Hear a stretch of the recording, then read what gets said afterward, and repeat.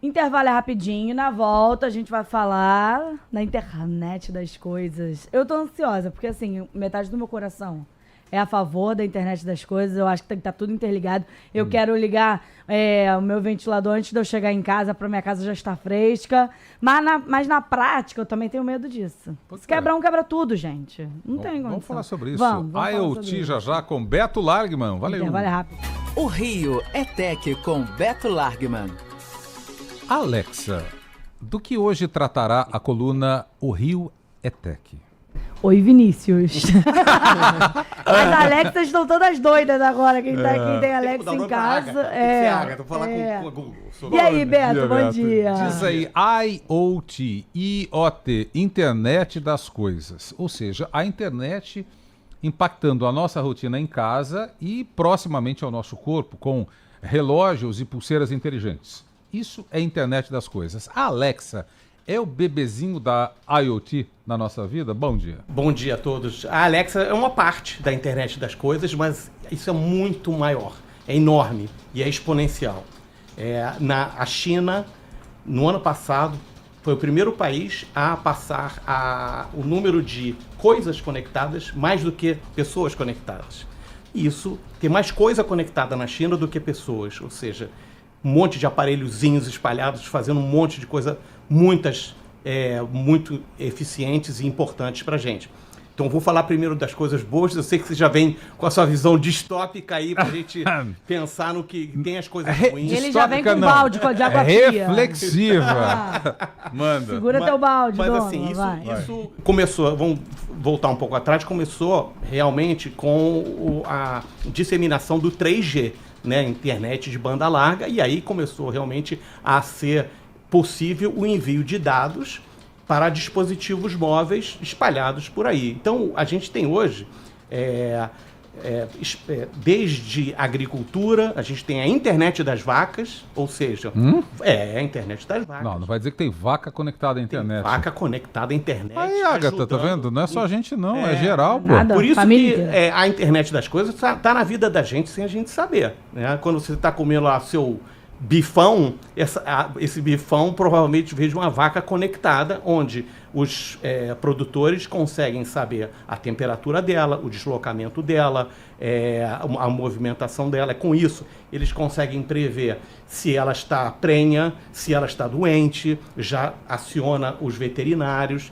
Então, tem desde esse tipo de aplicação até nas nossas casas, como a Agatha falou, né, fechaduras eletrônicas, geladeira que já sabe que está faltando leite, já manda o pedido de compra para... Manda o dinheiro também, me diz. Dinheiro, Faz o Pix, Pix. faz o Pix junto. O dinheiro ainda não. Tem um exemplo bem interessante, por exemplo, da Vale, né, a mineradora, ela tem aquelas transportadoras, aquelas correias transportadoras, e tem lá os mecanismos, eles, eventualmente, eles ficam muito quentes e falham.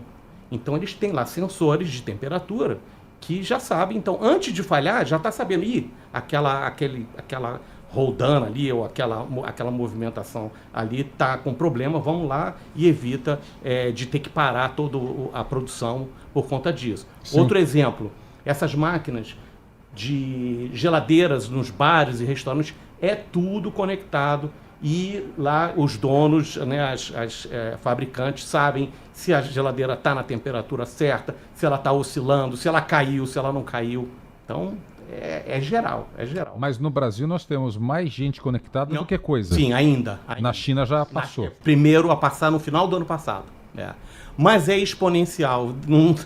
Dá uns mesezinhos aí para isso já acontecer. O importante isso só ficou, né? A internet das coisas só começou a vingar mesmo quando foi possível colocar sensores.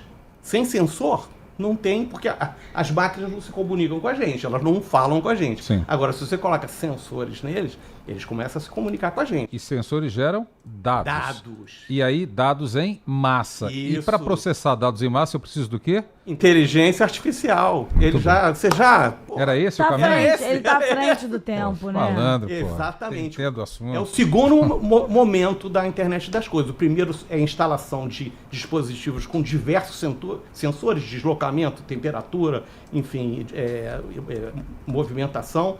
E o segundo é, cara, o que a gente faz? Como é que a gente consegue processar tanto dado de tanto dispositivo? Aí entra a machine learning e a inteligência artificial que tem uma capacidade que o ser humano não tem. E aí vira muito mais eficiente. Então você tem em cidades, você tem toda a movimentação de carros, que é vista por câmeras, que está entendendo ali que, de repente, aquele lugar, aquele sinal que está programado para X segundos, já tudo, não precisa nenhum ser humano intervir para a máquina já colocar aquele sinal com mais tempo. Um exemplo clássico do Uber, por exemplo, a inteligência artificial consegue ver o GPS, todos os carros que estão, né, naquela área, disponíveis, e todos os pedidos, estão vendo. Tem muito pedido, tem pouco carro. Já aciona aquele sistema de colocar dinâmico para outros lugares ou para aquele lugar para, né, ter uma maior assistência para os clientes, né?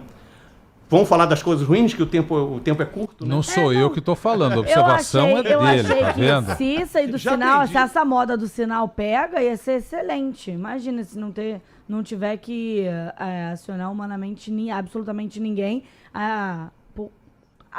De forma automática já consegue perceber que tá muito trânsito, então vamos agilizar o tempo do sinal, não tem tanta gente para atravessar. Rapidinho, te dou um exemplo. No aeroporto internacional, isso já foi adotado há muito tempo. Ensinaram as câmeras do Galeão a enxergar carrinho. Aquilo não é gente, aquilo é carrinho de bagagem. Então, ele promovia a distribuição de carrinho com base na contagem que ele fazia com seus próprios olhos. Tá As vendo, câmeras. gente? A tecnologia é Ou maravilhosa. agora, você que é uma pessoa que gosta do lado negativo das coisas, Aham. diga-me, qual é o lado perigoso? Perigoso, eu vou primeiro na realidade atual e aí na distopia mesmo. Primeiro, assim, já aconteceram casos de hackers, por exemplo, na Ucrânia, antes da guerra até, conseguiram hackear lá uma usina que controlava toda a calefação lá, sei lá, não sei qual a cidade, certo? E pediram resgate. Se não pagasse, a cidade Imagina, ia ficar resgate, gelada. Se você não pagar o resgate, eu coto o ar-condicionado de você em fevereiro. E aí? Pô, é brabo, hein? Um hotel na Áustria, também com as chaves todas eletrônicas. Trancou todo mundo. Trancou todo mundo. Só vai sair, só vai entrar gente quando vocês pagarem o resgate. Então, esse é o problema, né? E assim, na distopia, muito distopicamente falando, se as máquinas podem resolver o tempo do sinal para melhorar o trânsito da cidade, eles podem também achar que os humanos estão atrapalhando o funcionamento daquele sistema e dar um jeito de os humanos ficarem de um lado e do outro, ou coisa pior, né? E assim, outra distopia também é a coisa ligada ao totalitarismo, controle mesmo, né, de político, que se um governo começa a dizer todo mundo vai ter que ter um chip para a gente saber onde está todo mundo a todo momento. Aí, né, o bicho vai pegar. Sobre a inteligência artificial, a gente pode estender essa discussão porque ela está associada, Agatha, a treinamento de algoritmos. E por hora, quem treina algoritmo não é gente. Não é máquina, é gente. É gente. Por hora. A gente pode voltar a falar sobre isso porque o assunto é delicioso, envolve coisas muito bacanas, como eu sempre defendo, e perigos e alertas, como sempre o Beto nos traz aqui. Valeu, Beto. Sensacional. Falamos sobre IoT, internet das coisas, com Beto Lagman. Beijo, Beto. Até semana que vem. Até semana que vem, Beto. Valeu.